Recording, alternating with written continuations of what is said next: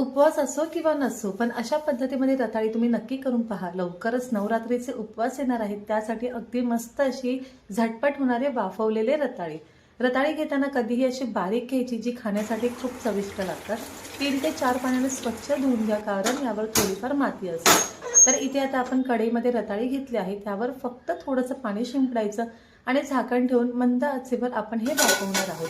अधूनमधून तुम्हाला 3 ते 4 वेळा ते फक्त असं वर खाली करून घ्यायचं आहे, म्हणजे खाली कढईला लागणार नाही.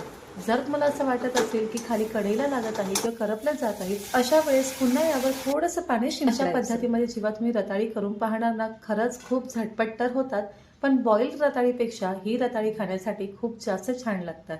आता एक 10 ते 12 मिनिटं होऊन गेले आहेत. पाहू शकतात, चाकू घालायचा अगदी आतपर्यंत गेला, म्हणजे रताळी मस्त अशी आपली ही वाफली आहेत.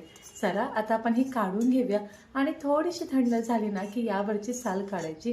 यावर जी साल असते ना ती अगदी पातळ असते, त्यामुळे अगदी झटपट निघून जाते. तर तुम्हाला रताळी कशी आवडतात हे मला नक्की कळवा. पण उपवासासाठी जर पटकन आणि पौष्टिक काही खायचं असेल ना, तर अशा पद्धतीमध्ये वाफवलेले रताळे तुम्ही सुद्धा करून पहा. काही जण रताळी अशीच खातात, काहींना माझ्यासारखे दुधामध्ये खाण्यासाठी आवडतात किंवा काही जण दहीमध्ये सुद्धा खातात.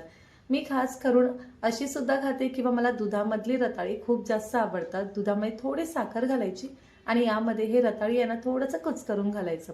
पाहू शकतात इतके वाफले छान आहेत. हाताने आपण सहज हे दुधामध्ये घालू शकतो, इतके मस्त एकदम सॉफ्ट आपले रताळ शिजले आहेत.